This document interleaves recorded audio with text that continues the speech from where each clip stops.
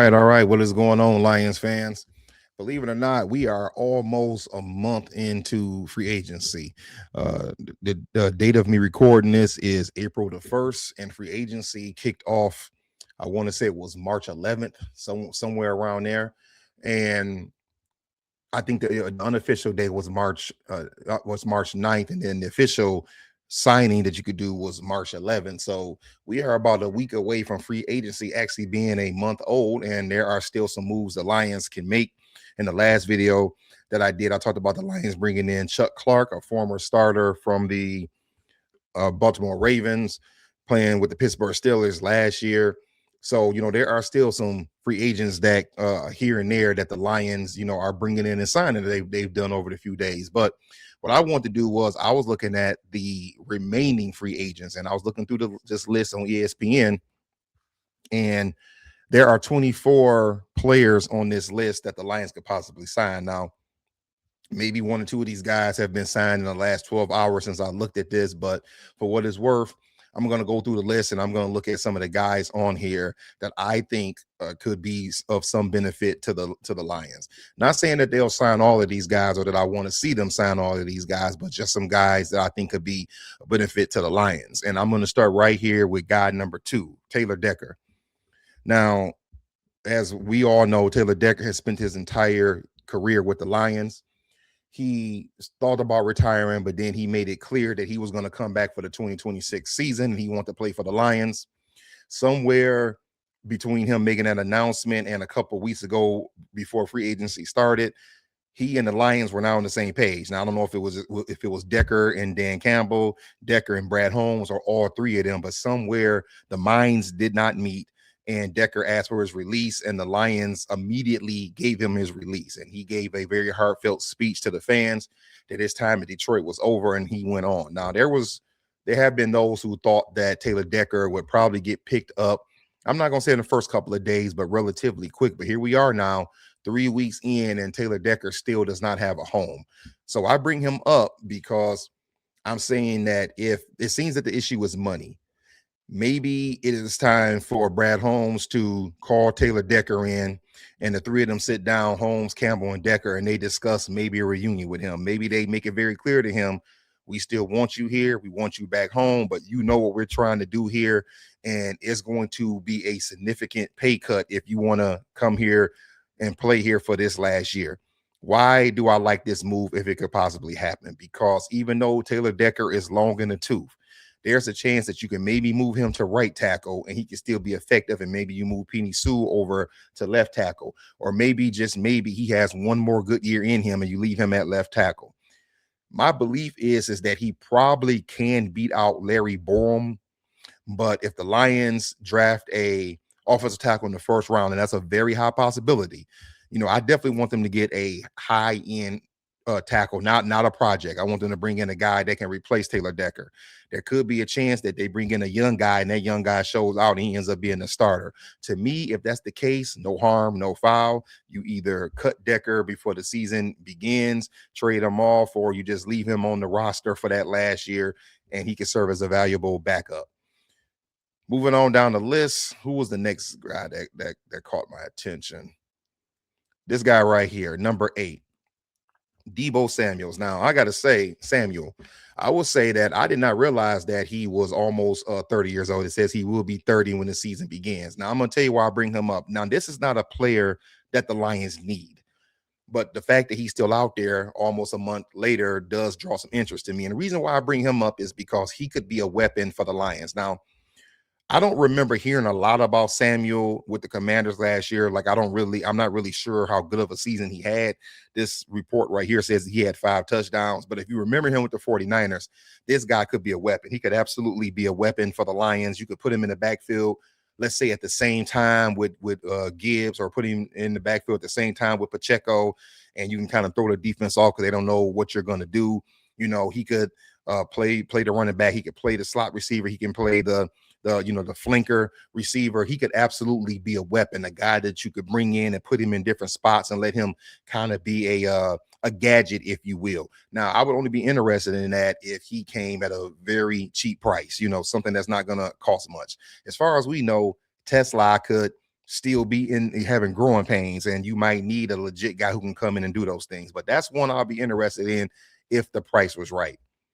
Moving down this list, the guy right here at number 10 was the next guy who caught my attention, David Njoku. I'm going to say the same thing about him that I said about Samuel. If you could get him for a good price and he knew his role, he might be a guy you want to bring in. The reason why I'm bringing up a tight end like this is because I believe that the Lions may draft a tight end. But in the meantime, you could have a three-head monster combination of Laporta, Conklin, and then in Njoku. Why is it a big deal to me that the Lions have three tight ends? Because as I've said before, new offensive coordinator Drew Petzing is very big on 12 and 13 personnel. And that would be a dangerous 13 personnel if you had those three tight ends on the field at the same time. They all can block and they all are good route runners. So when you get inside the 10-yard line, that could be a scary combination. But like I said about Samuel, that's a pick that's a pickup that only if you could get him at a good price. Moving down the list, these next two guys intrigue me. AJ Espinoza.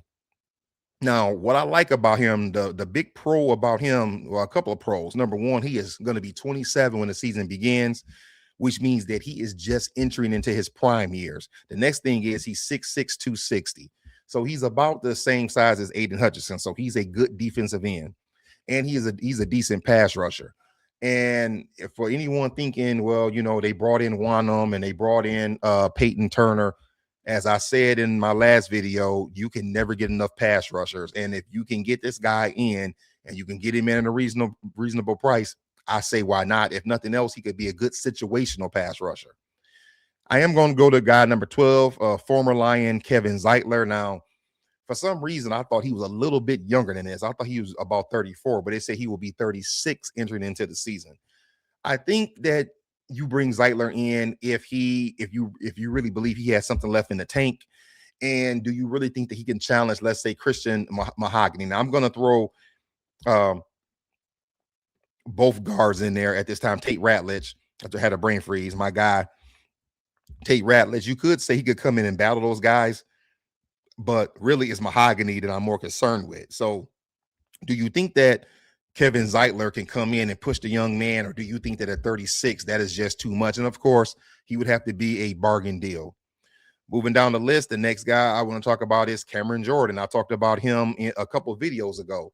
Cameron Jordan will be older than Kevin Zeitler. He will be 37 entering this season. He is what you would call a 4-3 defensive end. You don't really call this guy an edge rusher at 6'4", 287 pounds.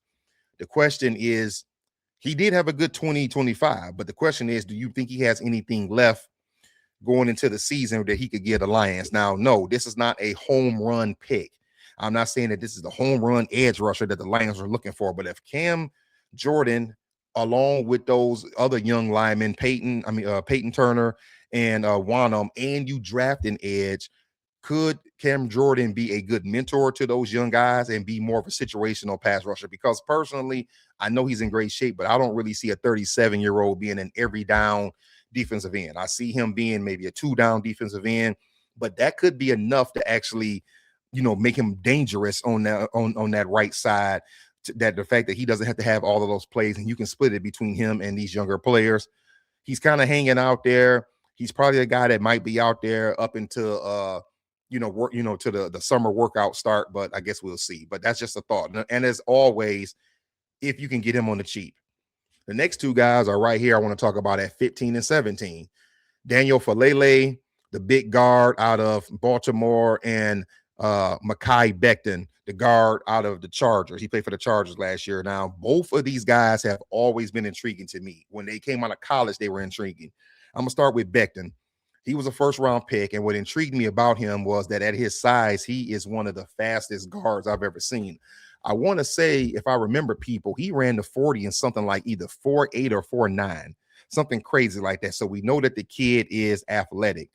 The question is can he play? He's bounced around a little bit. He's the Jets drafted him, and I know he played for the Chargers last year. I want to say he played for another team in between there. I just don't remember for sure. But he could be a guy that I wouldn't necessarily say that he could take Mahogany's spot, but he could Maybe he could definitely be a backup, a guy that maybe you can bring in for 1 year at 27. He's just entering his prime, and you can see what he has. If nothing else, you bring him in on a 1 year deal. And if it doesn't work out, it doesn't work out. Then I'm gonna get with my guy for Lele. I remember him when he was at the University of Minnesota. What intrigued me about this guy is this guy's size, 6'8", 370. I mean, they just don't make guards like that every single day. And if you can bring a guy in like this, I mean, this guy would be great on 4th and 1s, to be honest. Or you know how Dan Campbell likes to go for on a 4th down a lot, on 3rd and 1s. This or even in the goal line. I mean, this guy, if he has that push, this is a guy you can bring in, put him on either side of the center, whether it's a left guard or right guard, and just run behind this guy. 370 pounds. This guy is a mountain, and he can absolutely move. 26, he's not even in his prime years yet.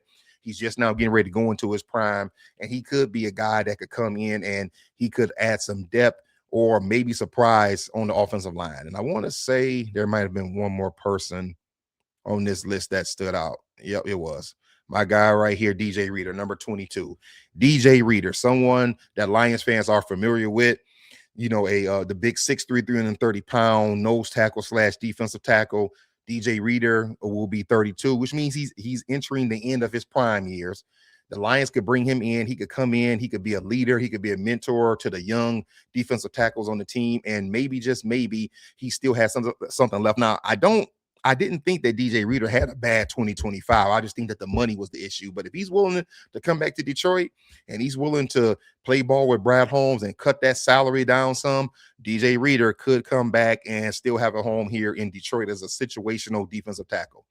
All right, Lions fans, I just want to give some quick thoughts on what I thought about the remaining free agents out there. I went off this list of the top 24 free agents that are still out there, and I picked a few guys that the Lions could possibly look at. So what do you think about this list? What do you think about the guys that I picked? Would you like to see any of these guys? Do you not like any of these guys? Would you like to see maybe 2 or 3 of them if the Lions can get them on a budget? Just give me your thoughts overall. If you haven't already, like, comment, subscribe, and let's just keep talking Lions football. That's all for this one. Until next time, peace.